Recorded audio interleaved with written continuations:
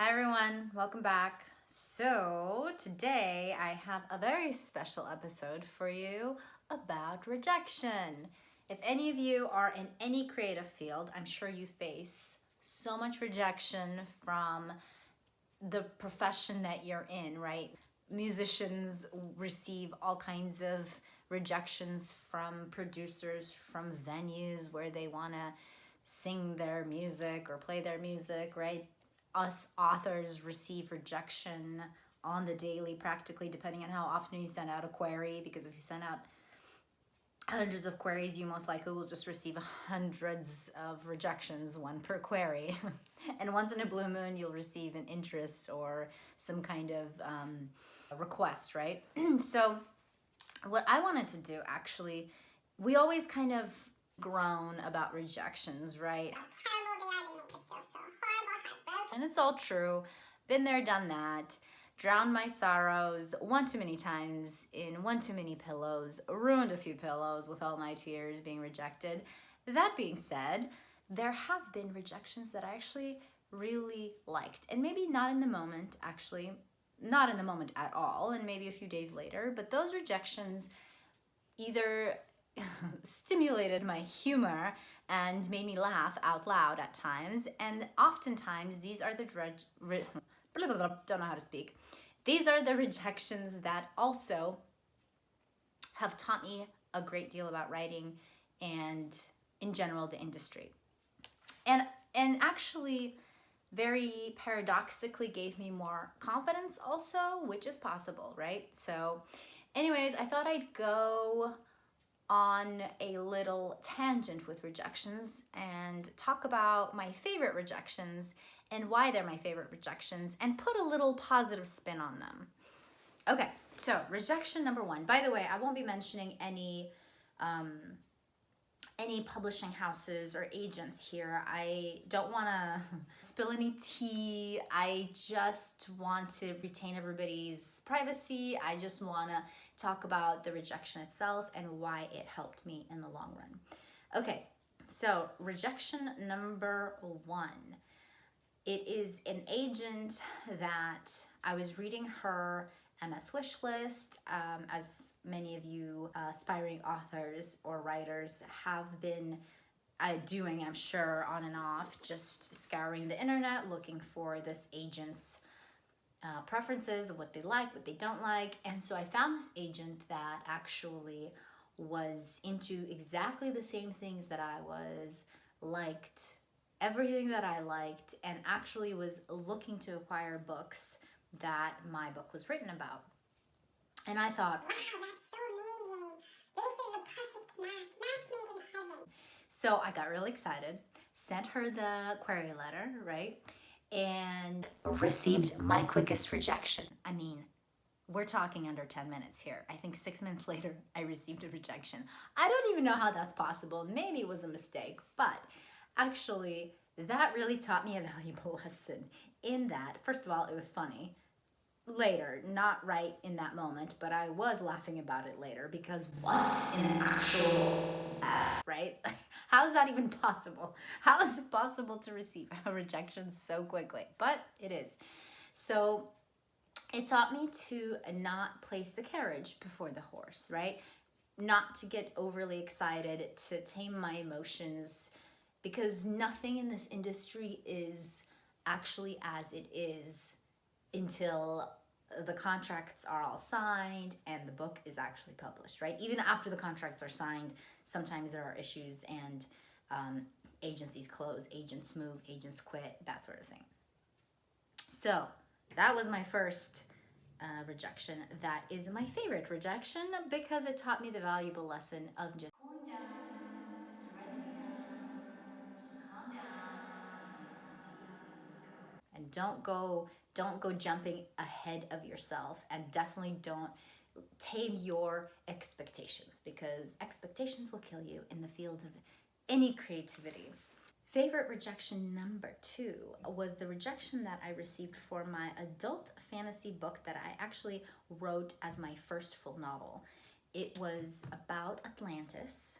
Well, no, okay. It was in medieval Europe during the Black Plague outbreak, and 1350, the 1350 outbreak of Black Plague in Italy. And it was about this survivor of Atlantis, the last Atlantean. She was kind of like a super woman type character, but plopped down into medieval Europe during the Black Plague. So I love that concept. I love the story. It was what got me into writing novels in the beginning. Now, it was a story, and it's still one of my favorite stories, and it's a project that I hope to eventually get back to and finish, maybe editing, because I finished it, I queried it, and it only got a couple of requests, but nothing ever panned out. And this was one of my favorite rejections, because what happened was, after, I mean, it must have been at least 3 years of querying this book. I've already written, I think, a couple of other books, and I started querying those, and I was randomly, once in a blue moon, I would query this Atlantis book, and I queried this book and actually received a full request, which I was flattered and kind of weirded out about, because I just thought this book was going to go nowhere. So I get this a full request, which is means an agency requested the entire manuscript to read.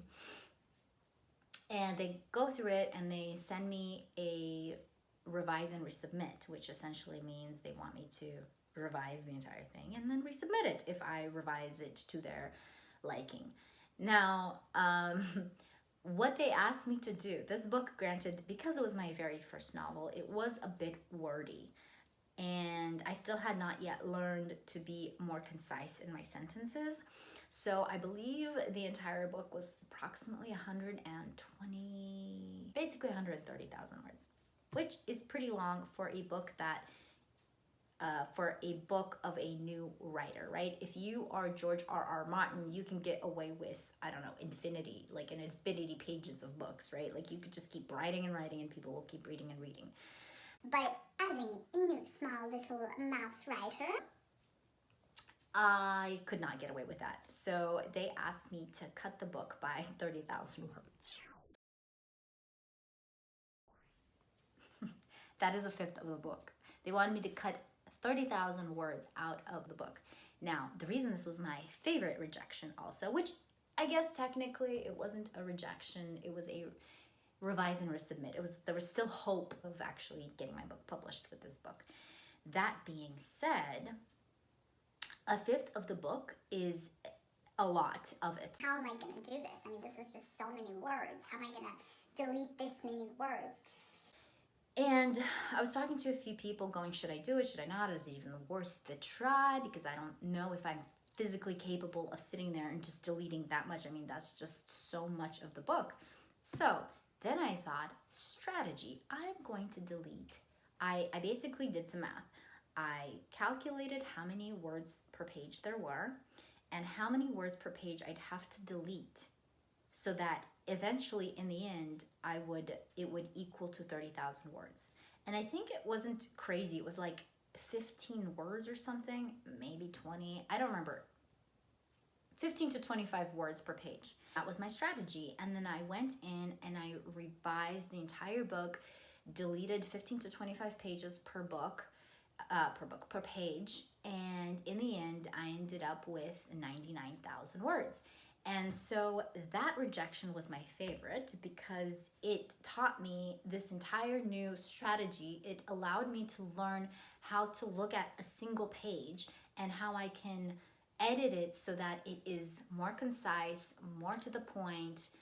The sentences are crisper, cleaner. So it really, really, really honed my ability to look at a sentence and see and cut the fat, essentially, like make it really lean, cut out any words that just felt like were filler or didn't belong, or if I was being repetitive, right? So I loved this rejection for this reason, because it was a huge learning opportunity. Granted, eventually they rejected this book again, so I wasn't super thrilled about that, but I think it was a godsend in general because it taught me so much. So that is my favorite rejection, number 2. So the third experience that was my favorite rejection is actually something that I will be reading a little more of, so I'll be looking down. This was my favorite, and probably the most it was like the most tragic rejection, but also ended up being the funniest rejection, also being the most absurd rejection, also became one of my favorite rejections, because it was just kind of outlandish in what it requested. It was, first of all, it was a revise and resubmit from an earlier submission. I submitted my query letter, I submitted the chapters, and this was a small publishing house that wanted a lot of the chapters right away. A lot of small publishing houses want maybe half the novel right away. Some even request the entire one. So it was a big portion of my novel that they read, and they liked some aspects, but they gave me some very, very positive feedback in the first time around. They told me, you know, there are these issues in the beginning. If you fix them, it will make your story stronger. And they were right. It was kind of info dumping in the beginning, so they showed me where the info dump was, how I can get rid of it. And so I was very excited about their email because it was very practical and clear and encouraging, and I made sure that if I make these changes, will you want to read the story again? And they said yes. So basically I went and I edited everything they told me to do. I lowered the amount of characters I introduced right away. I went through the spelling errors and the grammatical errors and info dump. I cleared that up. I started more in an action area, all that kind of stuff, right? The things that we're told to do as writers. So I send over my novel thinking, I've done everything they've asked me to do. I am in very good standing at this point. Now, they sent me back. I think they took a lot longer this time to respond, maybe a few months. And they finally did respond, and they sent me this even more detailed email, which I commend them for doing. They didn't have to or spend all this time writing it. I mean, that was really sweet of them. Which I can say now after 4 years. It took me 4 years to get to a place where I called this publishing house sweet and considerate. But I do. And so this is what they said. They really loved the characters, which is great. They thought the characters were amazing. The character descriptions were accurate. They were very vivid. They really, really loved the characters. So this is about the book that I self-published. And this is one of the reasons why this is my favorite rejection. Because ironically, even though they broke down a lot of the things that they did not like, it gave me a huge confidence boost in the end to go forward and publish, because I realized I do not want to make these changes that they're asking me to make. And also, if you know anything about the book that I self-published, it's about a Russian-American girl who is an archaeologist in training. Because I was drawing from my own experience, and I wanted to be an archaeologist at one point and did an archaeological dig, and this was inspired by my own experience. So this is what they said. The strongest elements of this story are Karina's Russian-American heritage, Dimitri, and Karina's family. Dimitri was a fellow supervisor on this archaeological dig, and he was just kind of a wild character that I loved writing, but he was more just like a friend of hers in this book. And then they say this. We feel removing the fantastical element altogether is best. Now, this book is a fantasy because Karina discovers a fantastical object and takes her on this wild ride, adventure, yada, yada, yada. It's Indiana Jonesy. If you guys are ever interested in it, I'll put the link where you can find it on Amazon in this video. So basically, they wanted me completely to remove the fantastical element, which is maybe 3/4 of the book, right? 3/4 of the book. Okay. Now, then they say, we would like this submission a lot better if Dimitri was Karina's love interest. Now, Dimitri is not Karina's love interest in this book. There's another one. And it's okay. They want me to completely remove 3/4 of the book because it's the fantastical element. They want me to change the love interest. Then they continue going. Scrap the whole fantasy plot. Rewrite Karina's character so that the emphasis is placed on her being exasperated with her mother's old-fashioned values and her struggles with her identity as half American and half Russian. So essentially, they want me to rewrite an immigrant story. and keep her in Israel on this dig and keep Dimitri as the love interest. But it makes no sense as an immigrant story when she's not even in the country that she immigrated to. She's in a completely different country digging up an excavation, right? So I was just so baffled that their advice didn't make any sense even in their own. Even if I were to be willing to rewrite the story to be exactly as they said, right? To be an immigrant story, to be focused on her cultural and ethnical heritage. Even if I was willing to change the love interest, even if I was able to do all that, it makes no sense. Why would it be in Israel when she's struggling with her own ethnicity? What? I don't understand. And I don't think they understood. I think they were just kind of throwing random ideas, throwing spaghetti at the wall. And this is what I learned, is that when you get feedback like this from an agent or a publishing house that wants to significantly change your novel, and sometimes not even significantly, not all of it is well thought through, because I don't think they thought this through. How could it be, why would it even be about her cultural heritage as half American, half Russian, but she's not even in either of those countries, and most of her family interactions are just going to be via computer, right? Like on Skype, which is how it is in the book. It's a very strange concept. And of course, it would be a completely different plot line because I'd have to get rid of 3/4 of the plot line at this point. So anyways, learn my lesson in that you can't always just take everything an agency or a publishing house tells you as the God-given truth, because they don't always think things through. They don't always have your best interest in mind. They have probably their own best interest. No, they definitely have their own best interest in mind of what sells and what they know is going to go into whatever bookstores, right? So it was a very humbling and yet a confidence boosting eventually experience that I grew a lot once I received this email. I think it was almost like a what are those called? rite of passage. Right into my actual world of writing, where I learned what it's like to hear this sort of intense feedback about why your story is terrible or why it is perceived to be terrible by these people, and what are you going to do about it? Are you going to actually morph who you are as a writer according to somebody else, or are you going to stay true to who you are? And there is not necessarily anything wrong with morphing yourself to somebody else, as long as you are doing it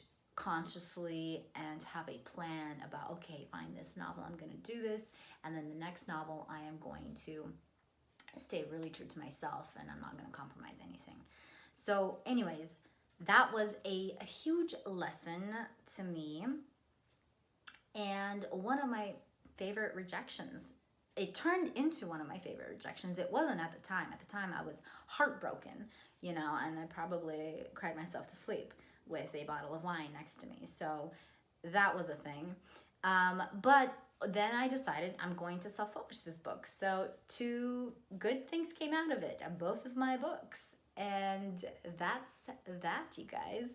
Do you have any favorite rejections? And if you do, share them in the comments down below. Please subscribe to this channel. Leave it a like if you like this new twist on rejections. And yeah, hope to see you next time. Bye.